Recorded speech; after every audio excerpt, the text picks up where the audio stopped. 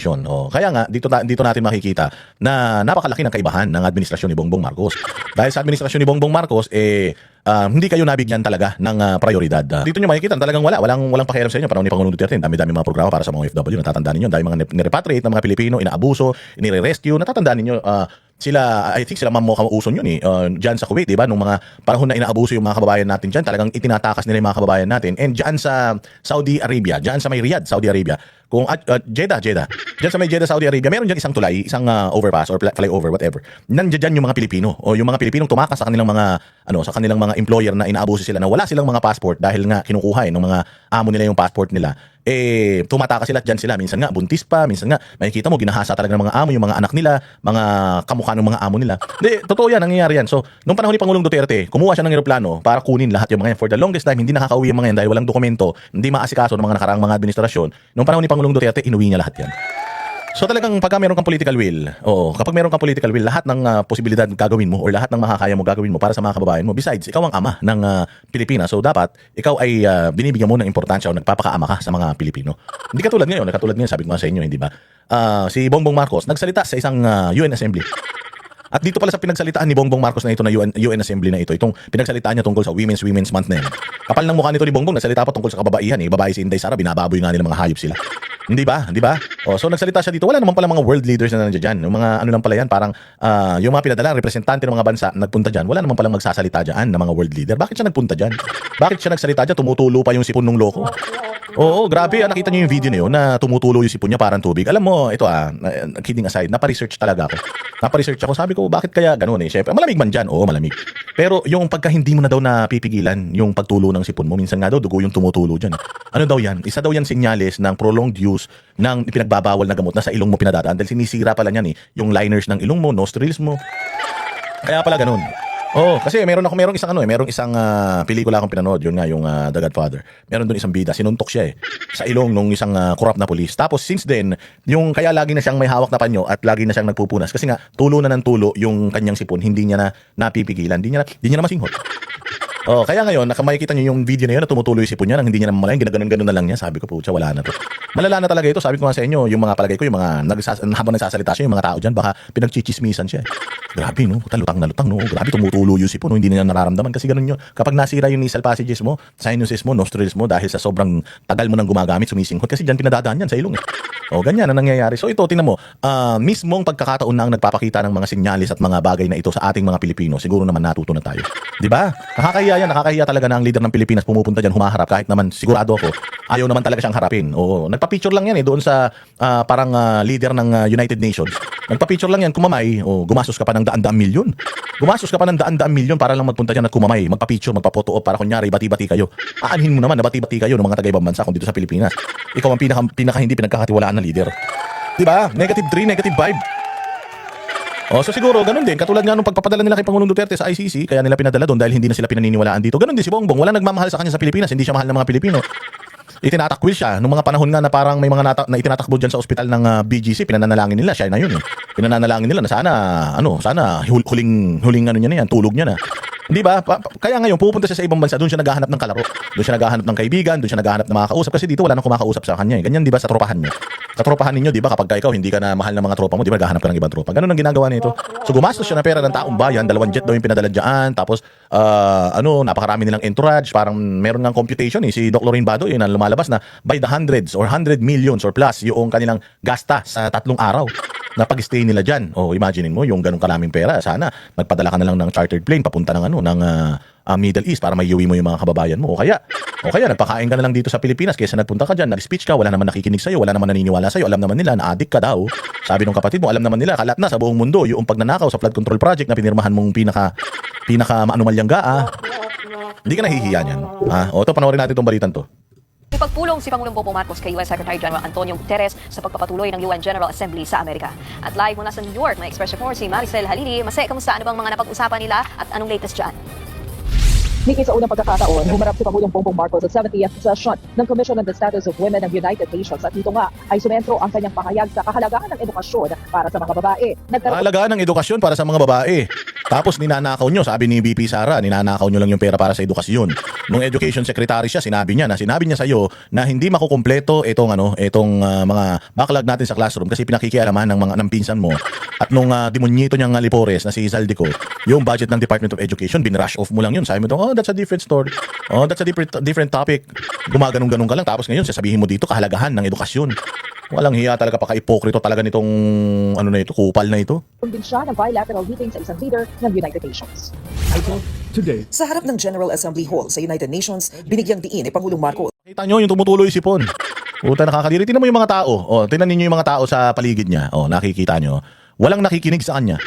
Walang nakikinig sa kanya. Yung mga nag-uusap, nagse-cellphone, nakayuko. Hindi mo naman ire-respeto kasi yung ganitong leader.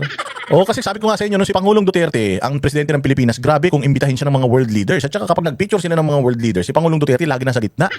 Pero ito si Bongbong, parang dinadaan-daanan lang ito eh. Parang sinasabi, sino ba itong ulol na to? Putangina, parang di naliligo. Tumutulo pa yung sipon. Uhugi ng putya. Hindi ba? Tingnan nyo. Tingnan nyo yan sa screen. Yung pinapakita ko. May nagpipay attention ba sa kanya? Wala, lahat nakayuko. Ito nga babaeng nakastrap sa may bandang kanan, may tinatawag pa siya, hoy.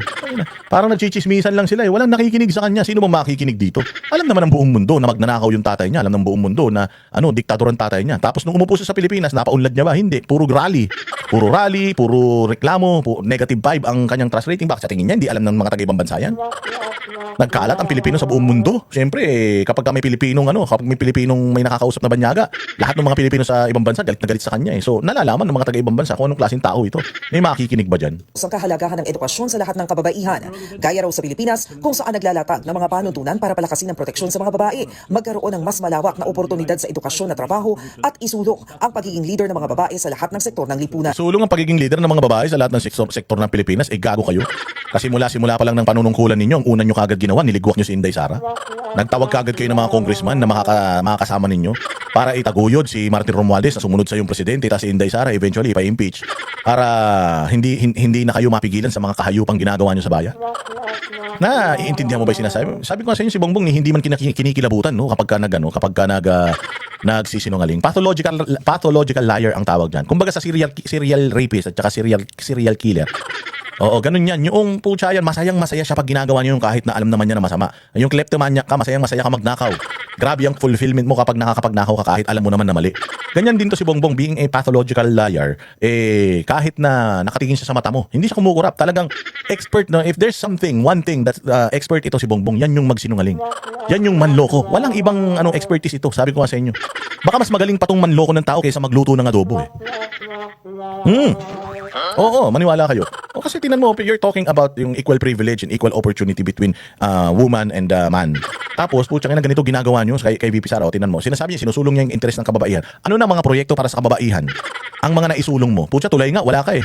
Wala kang sariling infrastructure yung pakayang oportunidad para sa mga kababaihan. Tanungin nyo, kayong mga kababaihan, ikaw, Leila de Lima, Ann Curtis, at kung sino-sino pa yung mga galit na galit ngayon na binabastos kayo. Tanungin ninyo, ito, Gabriela, ikaw, Rizon Tiberos, tingnan ninyo, ano ang mga naisulong na panukala o pinirmahan na batas nito ni Bongbong Marcos na nagbebenepisyo sa inyong mga babae? Wala. Dinagdagan man lang ba niya ng budget or ng pondo yung mga organisasyon, mga part ng gobyerno natin na nangangalaga sa kapakanan ng mga kababaihan? Meron ba? Walang nagawa ito sa bayan. Sabi ko nga sa inyo, bagong kalsada, bagong infrastruktura, bagong mga ospital, bagong eskwelahan. Walang nagawa ito sa kapakanan nyo pa kayang mga kababaihan. Yun, questioning ninyo ano ang mga nagawa niya para sa inyong mga babae. Tapos nag-speech siya ng ganito diyan sa ibang bansa patungkol sa mga kababaihan. Di ba? Education must remain at the center of all our efforts. When a girl is educated, the benefits extend far beyond the individual. They strengthen families, uplift communities, and expand the possibilities of entire nations.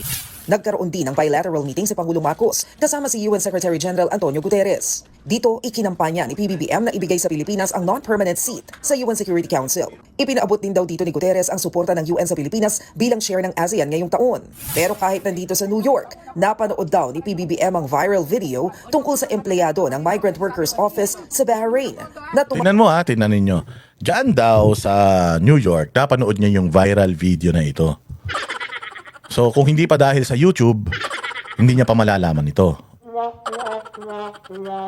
Anong ginagawa ng DFA secretary mo? Ba't hindi nila nire-report sa iyo to? So ibig sabihin, yung mga sekretaris ni Bongbong, niloloko din siya. Oo. Kung hindi pa nag-viral itong video na to, hindi mapag-uusapan to, hindi pa niya malalaman na, inaalipusta yung mga kababayan natin na naghahati, nagbibigay sa atin ng maginhawang buhay. O na minamaltrato sila. Wala siyang kaalam-alam. O kasi ang nakikita lang ni Bongbong kung ano yung nasa harapan niya. Oo, wala siyang bird's eye view, wala siyang peripheral view ng mga ng leadership niya dito sa Pilipinas. Kung ano lang yung nakikita niya, kung ano lang yung nasa harap niya, yun lang yung alam niya. Oo, kasi nga ito naman si Bongbong, di naman to nagpresidente para magtrabaho. Nagpresidente naman to para siguro baka makapangnakaw, ma-unfreeze yung mga na-freeze na mga assets nila, makuha na nila yung mga kayamanan nila. Oh, sabi ko nga sa inyo, yung pagpunta niya dito sa New York, people are thinking na alam na nila na nagdedelikado sila. Alam na nila na inevitable at hindi na nila mapipigilan ang pagpanalo ni Inday Sara at sa mga susunod pa, wala ng mga Marcos na mananalo. Kaya yan nagpunta yan dyan para siguro, sabi nila, 2 araw lang, ito ba yung tamang panahon? Naghihirap yung mga kababayan mong OFW. Tapos pupunta ka sa ibang bansa? Siguro. Sabi nila, siguro side trip lang yan. Ginamit lang nila yung ano na yan, yung kunyari UN na yan. Kita mo, wala ngang mga world leader na umatin dyan. Kaya nga walang world leader na umatin dyan kasi busy yung mga world leader repatriating yung kanilang mga kababayan from dyan sa mga apektadong lugar ng gera na yan. Oo, hindi ito yung tamang panahon para mamasyal ka, hindi ito yung tamang panahon para makipagkwentuhan ka dyan. Ito yung panahon kung saan dapat yung kapakanan ng mga kababayan mo yung inuuna mo. So bakit nagpunta yan dyan? Doon sa UN? Hindi. Palagay ng mga maraming Pilipino na nagpunta yan dyan dahil may mga kayamanan yan sila dyan sa New York, remember? May mga kayamanan sila dyan na naka-freeze dyan sa Amerika, remember? O palagay ko yun yung inasikaso nila ba? Kaya inasikaso nila yun kasi alam nila na magdedelikado na sila dito sa Pilipinas, malapit na silang matapos, nabisto na lahat ng kasalanan nila. Kaya siguro inaayos na nila yung kanilang mga escape route, escape plan, pati yung mga kayamanan nila, baka kinukuha na nila para ma-compute na nila kung magkano yung babayaran nila para makatakas sila sa mga pananagutan nila. Kasi nakaw na yaman yan eh, hindi ba? Nakaw na yaman. Lahat ng kayamanan ng mga Marcos galing sa nakaw yan. Oo, galing naman. Sabihin na natin mayaman sila, pero hindi sila super duper yaman. Naging super duper yaman lang mga yan dahil matagal na umupo yung tatay nila at napakaraming mga kinamkam niyan na mga kayamanan. So kung hindi pa dahil dito, hindi pa makakarating kay Bongbong, that shows how stupid, that shows how incompetent, and that shows how na mahina o weak leader siya dahil dito, kita mo, kailangan pa ng viral YouTube video o Facebook video para lang malaman niya tong mga issue na to. Ibig sabihin, hindi talaga siya nagche-check. Yan yung sinasabi ni VP Sara. Kanya-kanya kami ng gawa ron. Wala siyang binibigay sa amin na instruction considering na siya yung head of state at siya yung pinuno ng lahat ng mga kabinete. Wala siyang binibigay. Halimbawa, ikaw sa Department of National Defense, ito ang target mo, ikaw ito target mo, ikaw ito target mo. Wala daw siyang binibigay na ganun. O kita mo, dito pa lang, nabisto na sila. Napanood ni Pangulo yung nangyari sa viral sa YouTube at galit na galit siya. Paano kung hindi nag-viral yan? Paano kung walang naka-video niyan? Di wala na. Wala siyang kaalam-alam na naman. Akala niya, ang ganda ng mga kalagayan. Di ba yun ang sinasabi niya? All Filipinos abroad are safe. They are all safe. Some of them are going to the bomb shelters. All of our kababayans are safe, blah blah blah. Di ba ganun siya? Anong tawag mo diyan? Yun kasi, yan ang nire-report kay Bongbong, puro maganda. Ito naman si Tanga, paniwala dahil tamad, wala na siyang due diligence. Di niya na i-check totoo ba sinasabi sa akin ito. Kaya sabi ko nga sa inyo, yung pagnanakaw sa flood control, kung hindi man niya alam lahat dahil hindi niya inalam. Di ba? Yabang-yabang niya sa speech niya sa SONA na 5,500 flood control projects has been completed, blah blah blah. Tapos malaman-laman niya nung tinanong siya, pucha, kahit isa. Ang dami pala, puro ghost project, pinagmamalaki niya, ang dami daw nilang project na natapos. It goes to show na ito si Bongbong, hindi siya talaga nagtatrabaho. Kung ano lang yung ibigay sa kanya, yun na yung niya. Yun na yung pinaniniwalaan niya. Kung ano man yung i-report sa kanya, yun na yun. Alam niya ba paano solusyonan yung problema? Hindi niya alam na may problema. Paano niya sosolusyonan yung problema? Angging magbigay ng tulong sa mga OFW na naiipit sa gulo sa Middle East. Sabi ni Palace Press Officer Claire Castro, nagalit dito ang Pangulo at agad inutusan si Migrant Workers Secretary Hans Kakdak na i-recall ito sa... Tinan mo, ang niya, i-recall. Alam mo kay Pangulong Duterte, puta pati ito si Kakdak, tinanggal niya. Ganun dapat. Siyempre hindi ka lang, kasi ganito ang gawain ng mga tatanga-tanga eh. Pag may problema, tinatanggal lang yung may problema. Pero hindi nila nakikita na kaya ito nagkakaproblema kasi merong mismanagement dyan sa departamento na yan. Merong mismanagement dyan sa dyan sa embahada na yan. So hindi lang dapat yung tao na yun ang tinanggal, dapat kung sino yung ambassador dyan tinanggal din. Kasi kaya yan ganyan umasta. Kaya ganyan yan sila umasta kasi ganyan din yung mga amo nila. Kaya nga yung mga sekretary ng gobyerno natin, petics. Kasi nakita nila si Bongbong petics eh. Hindi naman chinecheck ni Bongbong kung nagagawa ba nila yung trabaho nila o hindi eh. Ang mangyayari lang, reactive, kapag ka nireklamo itong ahensya na ito, doon lang siya gumagalaw kung kailan may reklamo. Eh paano kung yung ahensya na to, lahat ng mga tao sa paligid niya, kurakot sila, binabayaran niya nasa paligid niya. O di walang magre-reklamo. So hindi mo alam, wala siyang kaalam-alam, ninanakawan na pala tayo na itong ahensya na to, eh dahil hindi nagre-report sa kanya, dahil hindi niya ginagawa yung trabaho niya na i-check isa-isa itong mga ito, performance ng mga ito, o hindi niya nakikita ngayon na ganito napakalakalalim ang ano natin, ang issue natin. O kita mo, di ba yabang-yabang niya, maayos ang kalagayan ng mga OFW, tapos makikita mo ganito, kung paano ipagtabo yan ng mismong embahada na dapat yan yung safe ano natin safe area natin kapag nasa ibang bansa tayo, may kailangan tayo o naabuso tayo, pupunta tayo diyan, safe na tayo, nandoon tayo sa bayan natin kasi yung portion na yan ng embassy, pagpasok mo diyan, property ng Pilipinas yan, para ka na nasa Pilipinas niyan. O kita mo ganito nila, dito mo makikita mahinang leader talaga si Bongbong dahil kung tarantado ka, tarantado din mga tao mo, kung kawatan ka, kawatan din mga tao mo, kung adik ka, mga tao mo adik din. Oo, ganun lang yun. Home Office habang nagsasagawa ng administrative investigation.